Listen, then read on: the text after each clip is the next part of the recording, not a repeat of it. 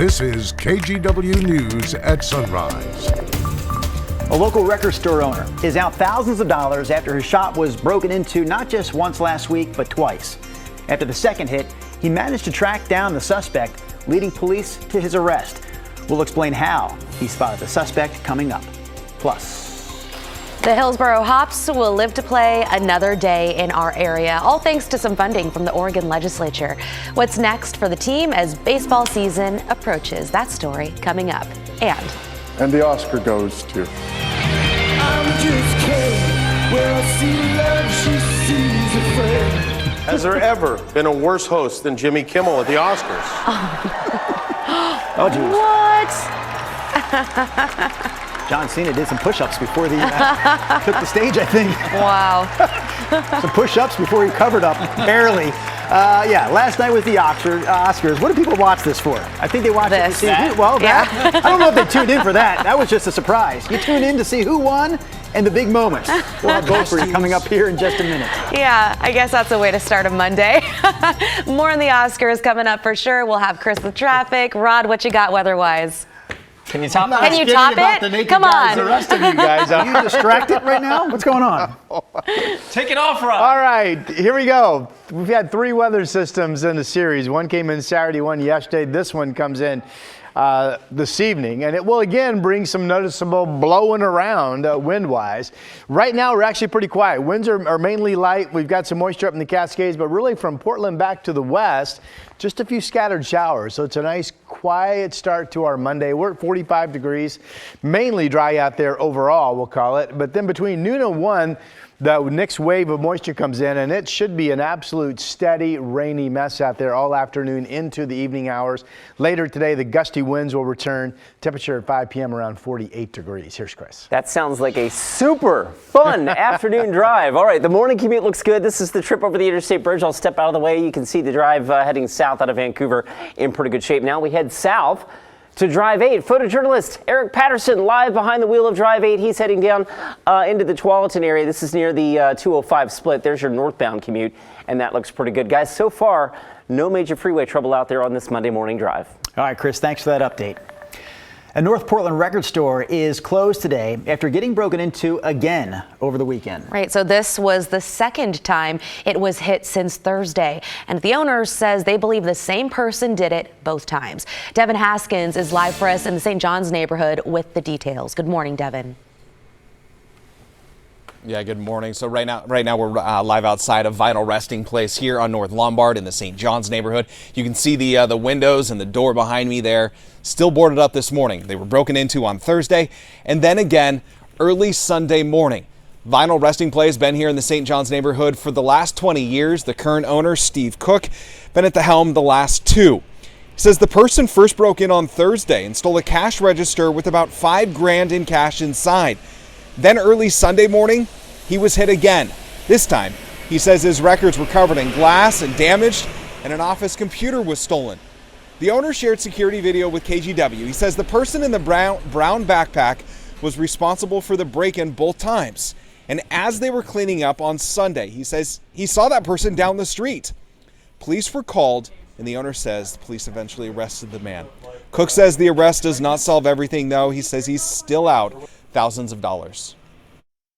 That was huge. That wasn't even actually my money. I had sold that stuff on consignment for somebody else, which was the hard part, was telling them that, you know, not only was I burglarized, but I lost your money.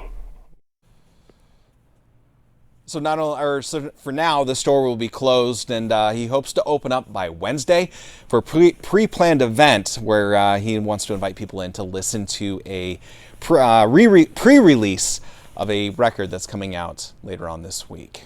But for now, yeah, still recovering from the damages from both those break-ins. Back to you. Tough stuff. Thank you for that report, though, Devin. Astoria Police and the Clatsop County Sheriff's Office are hoping you can help them find the man on your screen, Dylan Campana. He's wanted for attempted murder. On Thursday, the Astoria Fire Department responded to the Port of Astoria courtyard to a report of a deckhand who had fallen overboard. After crews rescued the deckhand, he told authorities a fellow crew member attacked him and pushed him into the water. Police say Campana took off before they arrived, and they believe he's armed and dangerous. He's 30 years old, white with facial hair. Contact Astoria Police with any information. The teenage suspect involved in a deadly shooting that happened in the middle of the day last week in Salem is now in jail. Police say 16-year-old Nathaniel McCrae Jr. turned himself in Friday night.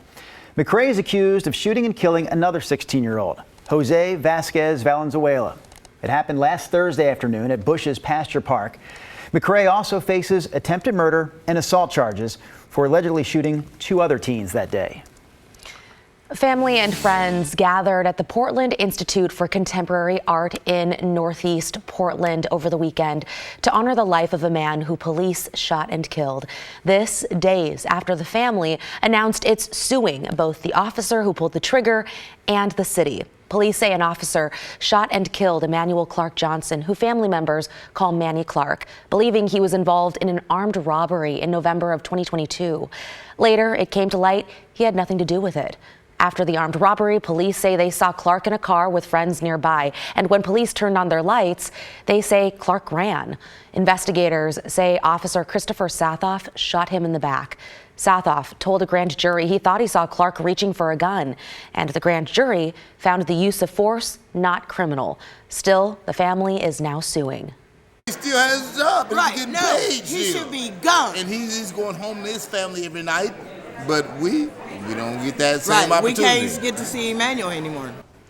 His family says they're calling for accountability and change so the situation doesn't happen again. All right, take a look at this eyewitness video that shows a fire that ripped through a used car lot in southeast Portland over the weekend.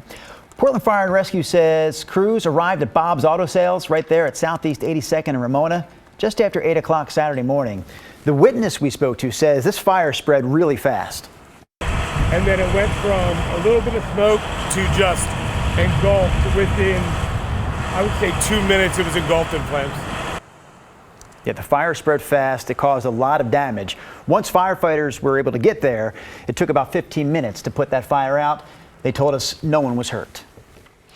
Just weeks ahead of baseball season, thanks to a $15 million from the Oregon legislature, the Hillsboro Hops will stay in Hillsboro. So the team did face the possibility of either moving or dissolving altogether unless they secured the money to build that new stadium. This was the final step in raising the $120 million that was needed to build a stadium compliant with new Major League Baseball standards. Hops GM Cale Wambacher expressed a lot of relief after this deal got done. We made it, and we made it under the deadline.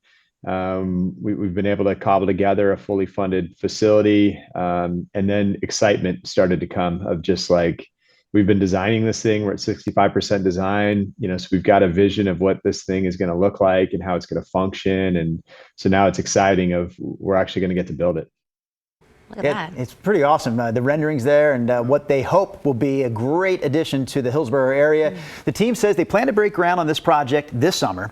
It won't be finished until right before the 2026 baseball season begins. And in case you're wondering, this season begins next month with a home game on April 5th. That's cool that they're sticking around. Yeah, he's been the GM there quite a while. Since or with the beginning. team He actually moved with the team from Yakima to Hillsboro right? when they arrived here 10 years ago. Well, good for them. That's Yeah. He's an awesome dude. right? I've always liked that Cale Wambacher, almost as much as I like that Rodney Hill. Well, his name's fun. Mine's just kind of Hill. All right, here we go. We have clouds building in, or they will be building in. This is the finale of a series of 3 fronts coming in, and it will be a rainy afternoon, so plan your day accordingly. And also, we'll get back into some gusty winds. The highest winds over the weekend generally stayed under 60 along the coast. And generally, we're gusting around 45 on Saturday. We had a peak gust to 47 at PDX, and that was one of the higher winds I saw. The peak gust at the airport yesterday was 43, and we might hit a 40-mile-per-hour wind gust later today going into this evening as this front starts to roll in. All right, ahead of it, it's just some scattered showers, and but really it's pretty quiet, and the winds calmed down last night. We've got some moisture up in the Cascades. The passes at Government Camp are starting to look a little snow covered, by the way. So FYI, check conditions if you're traveling up over the high country. It'll be just rain over the Coast Range. Here are the current numbers. Bend's at 33, so everybody else is warmer, and that means above freezing. We're 40s here on the west side, 43 Newport, 45 Salem, 45 here in the Rose City as well. Futurecast 9:30 this morning, just a few showers around, really not a bad start, but here it comes. This is getting into 1:30, so somewhere between noon and 1, the steady rain will be moving into the I-5 corridor, and it'll be steady rain before the noon hour for you folks at the coast. This will be widespread, not stopping rain into the afternoon, some heavy rain pockets into this evening. Again, late day evening, we'll see those winds pick back up and become gusty as that front comes in. Snow levels during the day today generally around 4,000 feet, but they'll drop as low as 2,000 or 2,500 later tonight into the day tomorrow. Here we are Tuesday morning at 8:30.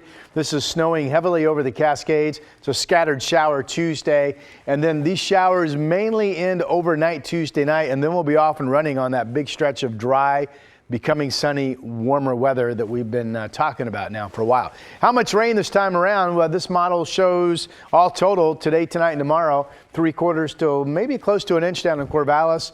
Well over an inch of rain expected over at the coast.